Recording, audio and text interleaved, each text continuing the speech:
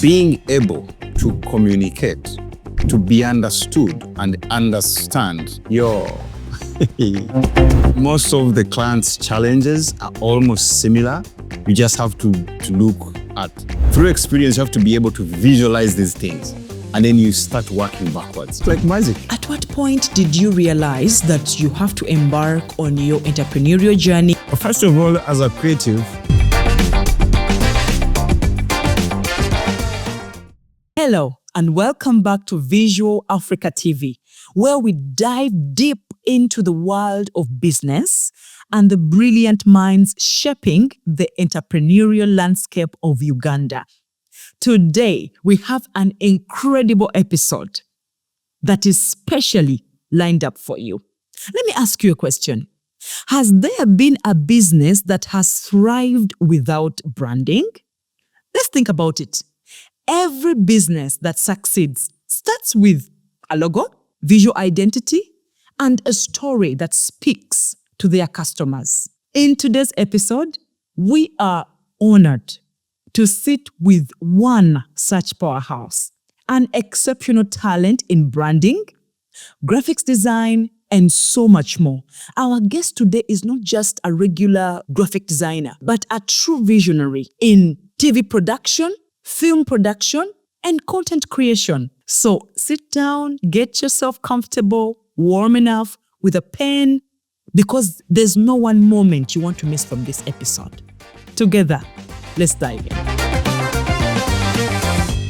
Before we start the show, we noticed that so many of you that are watching are not yet subscribed to this channel.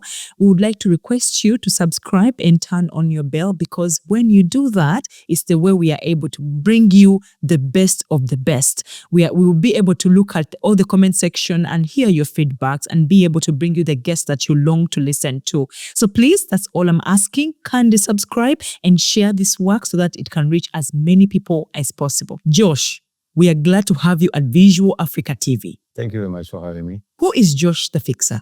Josh the Fixer. Before Josh the Fixer, we have Joshua Mwesigwa.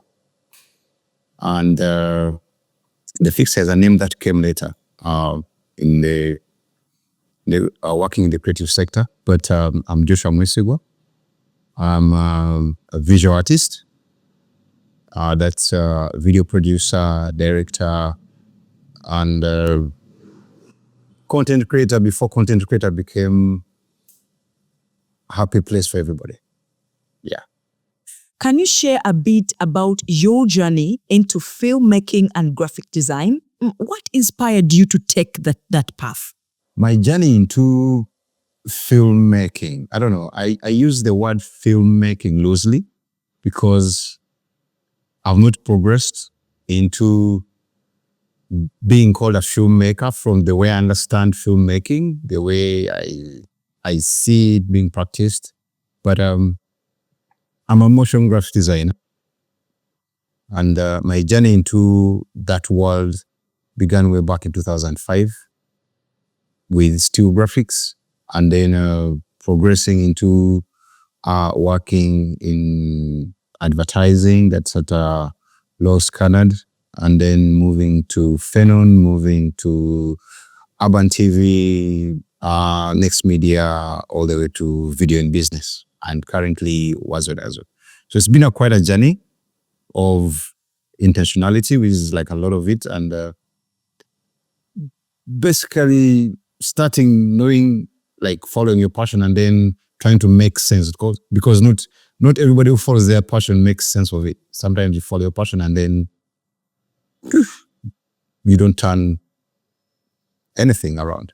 So yeah, it's been a journey of constant learning and then being intentional about what I learn and how to apply it to better myself and people around me. Were there specific creators or experiences that shaped your vision before starting out? No, it's a bit of, was there like specific people? No, I don't have specific people, but I have bodies of work I look at every day, because we are lucky to be in the internet age where inspiration can be picked up and stored. And then, I mean, you have this huge idea bank of movies, posters, radio jingles, copy written. So I would say I'm a person who picks so much and stores so much in a very neat way so that I can remember where to go when I need it. So yeah, I would say that's really about it. A lot of works from so many different people have inspired me. Yeah. Thank you, Josh, for that. So we would like to know what motivated you into establishing Vidiyo in business and why Vidiyo in business as a name? What motivated me to start Vidiyo in business? Well, I used to work in television, and we had this trend where the sales team is so actively selling airtime, and the clients that ended up buying airtime never had what to run that airtime. They never had TV commercials to run. So they ended up running up and down. So first I saw it at Vision Group, and then secondly I saw it at Next Media when I was a brand designer there. So for me, I wanted to bridge that gap where I take care of the client's business in video format, so that before you buy airtime, you have what to run. And what you are going to run should be something that answers to your, business needs.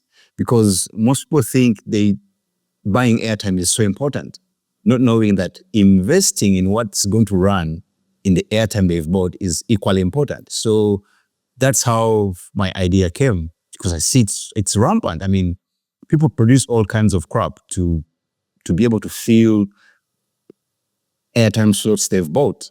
And well, that's how Vidiyo in business came to be.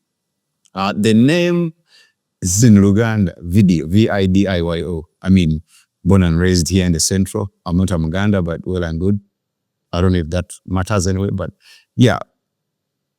Lingua franca, it's a business language. It's easy to understand. And when I researched, I mean, there's so many other things related to Vidiyo being spelled the way it is spelled in other countries. So it turned out to be global. It's easy to understand also. And this video is being made possible by Light Up Unisex Salon. They do both ladies' and gentlemen's hair. They do amazing styles, pedicures, manicures, and they have exceptional customer service. I mean, a place you want to go to pamper yourself and feel very well taken care of. If you want to go to them, they are located along Chireka Chaliwajara Road, that's Namugongo Road, and you can call on their numbers right on the screen, get in touch with them, come and get yourself lighted up. Thank you, Josh, for that. Now let us look at your career highlights and challenges. What has been your most memorable project and why? My most memorable project. I think I've had so many of them, like a full body of work. If you go to my Behance channel, I don't know. I want to think that my most memorable work is yet to come. Seriously, because I'm doing a lot of things, and I've practiced to have a magic touch, and it's all magic. But I still feel I'm yet to do something memorable. Seriously. Amazing. Filmmaking and graphic design often come with challenges. Can you mention one challenge you faced and how you overcame it? Challenges in the work we do are very many, but most of them, I mean, it's a skill, So challenge number one is the skilling bit. You need a lot of knowledge, and then people think everything is on YouTube. Not everything is on YouTube, You need to be able to sit in class and listen to mistakes, listen to the most important question, which is, why do I have to mix this color with this color? Not how, but why. That's very challenging because you need to learn so many whys in graphic design or in motion graphic design. Not to mention filmmaking, you need to learn so many whys. So the biggest challenge is collecting knowledge that is usable, you know? And then the second challenge is people. People challenge. HR of every department, salute to what you do. People are a daily challenge because without them, you can't go far, you know? So being able to communicate, to be understood and understand what they want takes time. It's not impossible. It's just high level difficulty. Yeah. Josh, amidst all those challenges, how then are you able to balance creativity with meeting clients' business goals, especially through video in business?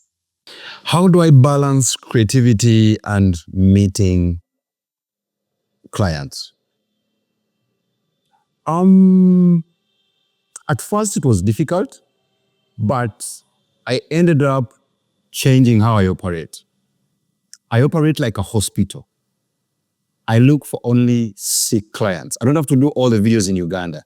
No, I operate like a hospital. I only deal with clients who have specific needs, who know exactly what they want, who know what results they want to get from the content. Then I offer all sorts of types of content to deal with that one single problem. So that helps me approach the day's work by looking for a solution or the outcome at the end of the day from the work we've done entirely.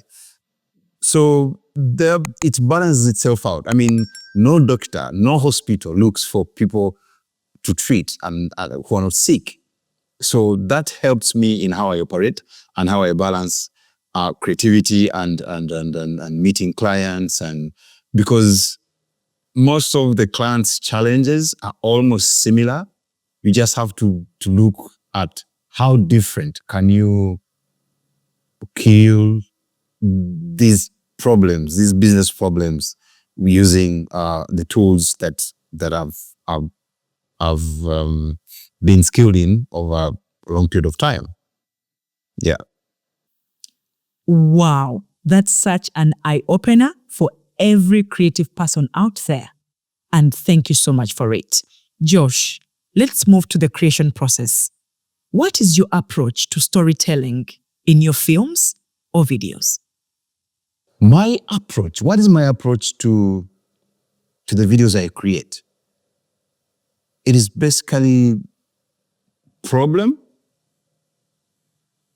which is going to be, I mean, at the end of that problem, you are looking for a result, that taking away that problem.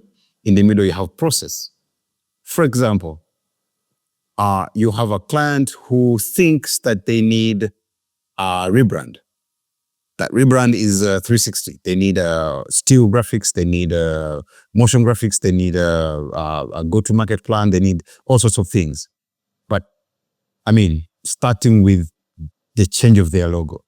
What are they looking for at the end? They're looking for a fresh look and feel. They're looking for audio that is probably going to make people feel different about their brand.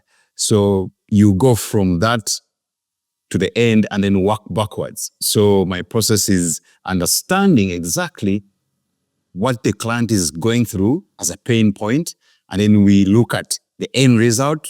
So when we work backwards, everything, it's like magic, but I don't think I put it like practically in a I don't know, good explanation, but that's precisely it. Understanding, my process is guided by understanding the problem, and then looking at the result. The result is not yet there, but through experience, you have to be able to visualize these things, and then you start working backwards. That's my process. Yeah. Thank you, Josh. How do you merge graphic design with filmmaking to enhance the visual storytelling? How do I merge graphic design with filmmaking? When it comes to filmmaking, and I want to use the word filmmaking really, like I said earlier, loosely, because I'm not yet a filmmaker, though I've been there. I've practiced a bit of it, but what my contribution to filmmaking so far is creating credit sequences, like title sequences for series on Power Magic, Prestige,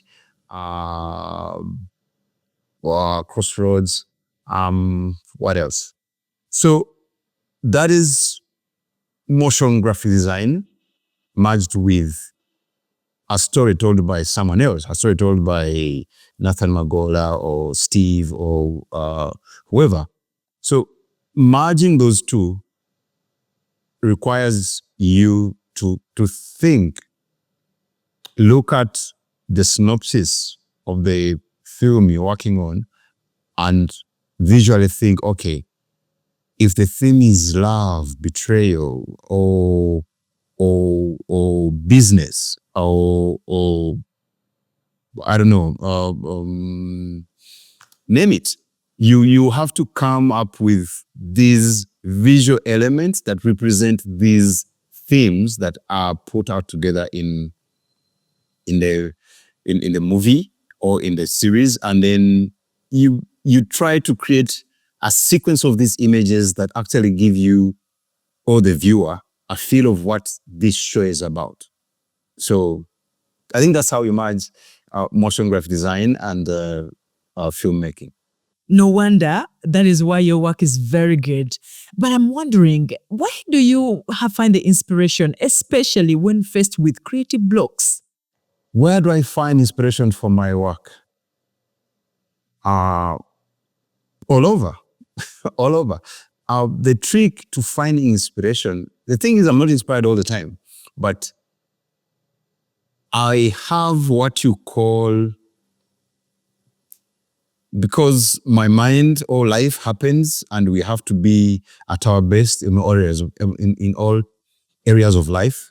So I find myself collecting ideas, like, you know, every other day I'm collecting ideas. Most of them are written, like picture clippings of so many things. So my inspiration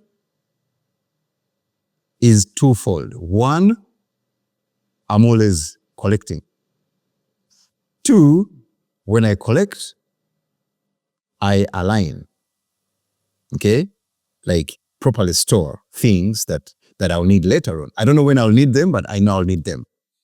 And this is also a very nice feature in Behance. For those who use Behance, there's mood boards, there's work boards, there's, you know, places where you can store things. And also on Instagram, if you go to posts on Instagram, you have this thing where it's like a bookmark. It's like a dot. I don't know, rectangular, but like a triangle bookmark. I use so much of that where I pick things up and store and then use them later. So I'm not a fan of doom scrolling because no, I don't advise that. And then what was the other question? Yeah, that's a question. You've answered it. It was all about inspiration when you're faced with creative blocks. You've answered it. So that's how I get my inspiration anyway. Collect a lot of things. I have no off time, like looking at all sorts of things around me. It can be in the bar, it can be at home, it can be when I'm watching something or like a movie. These days, I'm very big fan of Amazon. It has very nice content. I mean, documentaries are pretty sick. We are going on with our videos. I would like to remind you that this video has been powered by Light Up Unisex Saloon, located along Chireka, Namugongo Road, just next to Shell there. You can reach them through their numbers and get in touch with them. I want to tell you something unique about Light Up Unisex Saloon. These people have exceptional service. You come in with a style, you show them what you want, and they perform way beyond your expectation. It's a place everyone wants to go to get yourself pampered, get yourself lighted up, get yourself feel more beautiful. Because, that's what life's about. So please get in touch with them, go there and get yourself pampered. Thank you for that, Josh. Let's look at the entrepreneurship and impact part. At what point did you realize that you have to embark on your entrepreneurial journey, and what pushed you?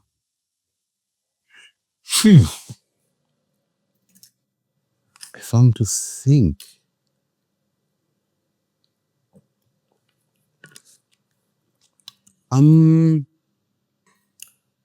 I've read, at what point did I realize that I need to start my own business or entrepreneurial journey going? First of all, as a creative, I get fed up and then I explore. So in this getting fed up and being exploratory, I try to do new things all the time. But those new things are not welcomed by everybody. So that was the first thing I wanted to do. How do I be employed, at the same time work on something or ideas that are mine, that I don't need permission for everybody to chip in and say. So I developed something called What If a few years back, and I could go and brand a whole channel like What If. I could share the files with you. I did it for UBC. I did it for, there's another CTV. Yeah. Like so many What Ifs. So when you do so many of these, or when I did so many of these things, the process itself of creating things that are not answering anything, like a business problem, drove me to want to do my own thing, where permission is not available. I don't have to ask for permission. But as you're doing these things, you have to realize that life is happening. Life is going. Time is passing. You need to achieve certain things. You need to be able to parent. You need to be able to take care of the people around you. You need to look good. You need to be able to afford certain things. So that means you cannot be somebody who is working alone, not waiting for permission to do things, and at the same time pay your bills. You have to do that and at the same time pay your bills. So in this market, it's almost impossible, but it's possible. So when I'm going up and about what I love doing and experimenting and doing all sorts of things, staying up late, nzara, wana wakura, I'm like, but I need to make money. You know? Much as I'm good at experimenting and I'm enjoying, I need to make money. Life has to happen. So what I ended up doing was, you know what? I think I need my own business. I need to make sense of this. Yes, because you can be so good at something, but at the end of the day, if you're not making money out of it, then it's bullshit, time wasting. Even if you're satisfied as an individual, it will not satisfy people around you, people you need to take care of. So that's when I needed to, I realized that I need actually to start my own business. And when I started it, I was tired of one thing: someone deciding how much I need to earn per year. It's one of the sickest, ideas someone ever thought of. Determining how much a skilled person should earn per year. I wanted to also not get rid of that permission, the permission to earn. No. I wanted to be able to create without my permission, without people's permission, but also be able to earn above and beyond.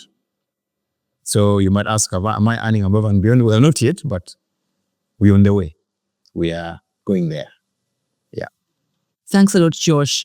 So you are the right person to answer this question. Would you kindly compare for us entrepreneurship and the 9-to-5 job? From my experience, can I compare entrepreneurship against 9-to-5? Yeah, I can. 9-to-5, you work 9-to-5. Entrepreneurship, you work 24/7. If you're not ready for that, don't join it. Simple. You will work more, only that you work more at things you actually care about. 9-to-5, you can do anything. You can clean windows, but you don't like cleaning windows, do you? No. You don't. Yeah. Josh, thank you so much for that, because you've cleared the lie that people think when you move from a 9-to-5 job, you get more free time. And well, you have mentioned clearly, because you've had both experiences, and you've said in entrepreneurship, you're working 24 hours. Wow. Such an eye-opener. And thank you so much for that. So Josh, what advice would you give budding designers who would like to turn their passion into business? What advice do I give to people who want to be like me? First of all, thanks for thinking that you can be like me. But the advice is collect a lot of knowledge. And then be skilled in one thing first and be good at it. Collect a lot of knowledge, be skilled in one thing and be good at it first before you move to anything else in the same line. Third, please, please, please, please, please read about business. When you're done reading about business, practice business. From pricing your work, to getting clients, to retaining them. Yeah, do that. And number 4, most important, stay healthy. Sente zikola balamu. Yeah. Kituufu Josh, sente zikola mulamu. We would like to know, how has your work as a graphics designer impacted your personal growth? How has my work as a designer impacted my personal growth? Well, I think better. I handle my relationships better. I listen more. I talk less. All that is personal growth, really. And I'm emotionally aware of my situation or my environment. All that has happened because of me trying to turn my passion and skill into a business. Very right. Josh, is there anything you would do differently if you were to redo your career right from the start? Is there anything I would do different in my career? Yes, Josh. What would you do different? I would network better. That I would do differently. I would network better.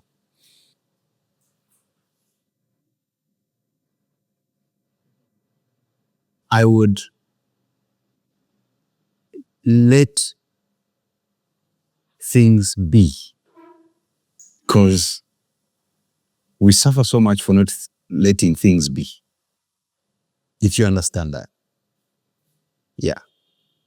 Doesn't mean I would be like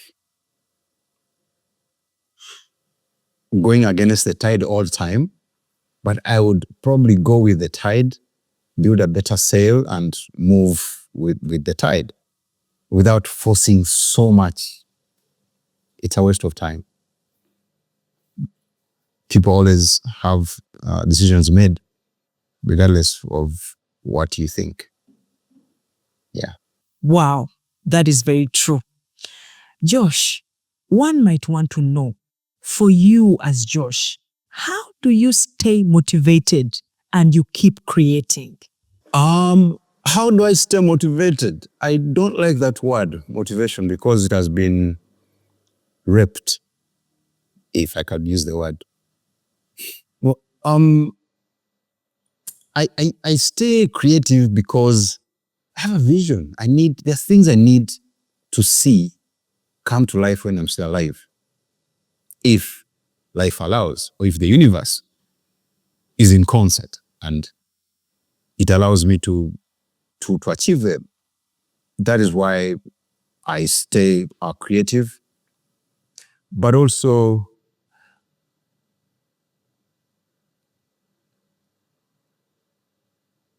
I never watched Game of Thrones. I don't follow trends. I don't know how to do that. So I take my time to think, to sieve, to see that whatever I create turns out nice. And most of these things come at you at a time when you are alone and you actually need time to think. And you ask yourself, where's the win? If I'm doing this, where's the win? So everything I've done, I've made sure that there's a win. So it looks like I don't stop, but I stop. I genuinely pause. Like, take time off. If money allows, I travel. If situation allows, I parent for 3 months and for office and then move away. Go look for inspiration, go look for, well, you call it motivation, but I'm always looking for new things. Travel, Amsterdam, New York, San Francisco, where? All the world. And I discovered that for me to be able to create things consistently, I have to be able to take in as much information, and the where we live is too small. So I go, move. That's how I stay motivated. It's very true, Josh. Every business person needs that time that you need to have a break, stay back and reflect, get motivated, and come back even stronger. Thank you for that. Back to Vidiyo in business. Where do you see Vidiyo in business in the next, let's say, 10 years? What plans do you have? What's next for Vidiyo in business? Where do I see Vidiyo in business in the next 10 years? Wow, this is like an interview. Are you going to give me a job? Josh, no, we're not giving you a job because you are now the one creating jobs for other Ugandans. Anyway, Vidiyo in business is basically Vidiyo in business. It's providing visual solutions to businesses, brands, and artists. So we want to stay here, solve visual challenges for businesses, for brands, for artists, for those who want to work with us, for those who wish to work with us. Those are welcome. So 5 years, 10 years from now, growth. That's what I really hope for. Yeah, growth and impact. Yeah. Perspective, how do you think technology is going to impact the future of design and content creation? Technology has played a big role in content creation, in filmmaking, in motion design.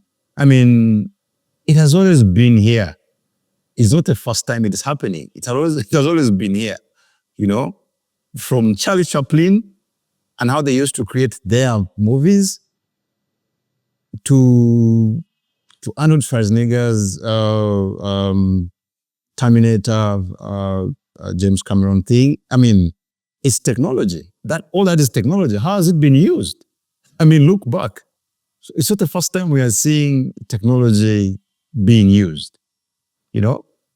We just have to use it to tell better stories, to tell emotive stories that actually pass on a message to our audiences.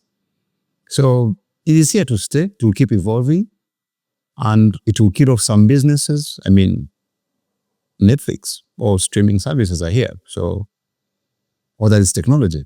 So from creation to delivery. So, I mean, the history of film says it properly. I mean, look at it. From Charlie Chaplin to Avatar. Technology is here. We just have to apply it nicely, and also accept that it's going to take away some jobs. And what's your take about AI and its involvement in pretty much all industries in the world? AI is basically a collection of so many thoughts sieved to give you a solution, but it's not something that thinks on its own. It needs to be fed, you know? But it means the ideas that's given you belong to someone else. So that's number one. Number two, it's growing because it can give you an idea in China for an African setting. Does that idea work? If it works, good for you. So the ability to be able to sieve or to determine that this idea from China of a script or a story is going to be applied to a story in Kampala, that is still human. That doesn't need to be a human being to understand that. You know, although I know in the future, right now as we speak, it can also sieve. You can ask it to give you a script for a story in Nigeria, you know, and to give you an African story based in Nigeria. So we should embrace AI, use it, see the good in it. Again, it's technology. It's not the first time it's happening in the creative sector or industry at large. So we have to use it, to embrace it, use it. It solves so many puzzles. It saves you time, you know? What do you want me to say? That it's bad? No, it's not. It's not bad. It's good. I mean, we used to wait for photographs at the party. The guy could take photos, run to the studio, 3 days later, he's back. Right now, we don't have to wait. So technology is good. Yeah, if it takes away your job, that's the unfortunate side of it. But hey, maybe me losing my job would mean that you prosper. There's always a price to pay for something. Yeah. Fingers crossed, I hope AI doesn't take away my job. AI has had me already. So if you could give your younger self an advice, what would it be? If I could give myself or my young self a piece of advice,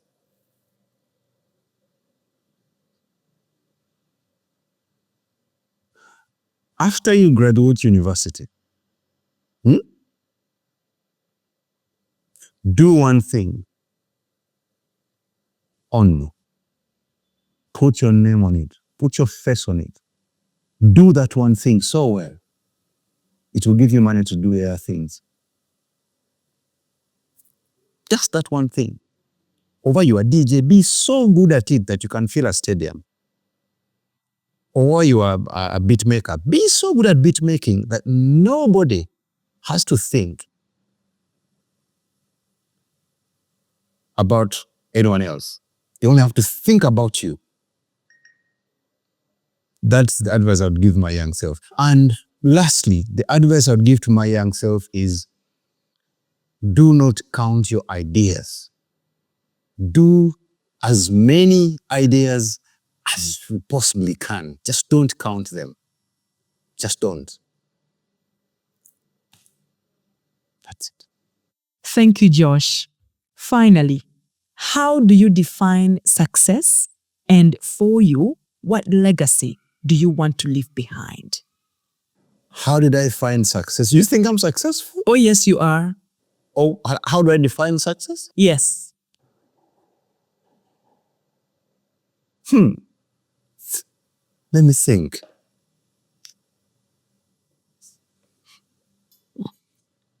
How do I define success in my creative journey?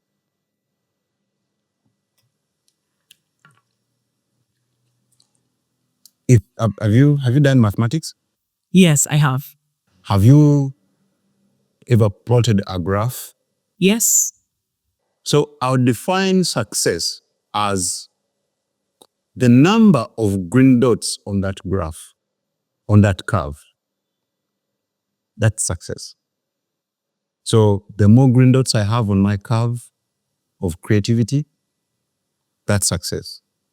If you call me today and I offer a solution, I put a green dot on my curve. That's success. That's how I define success.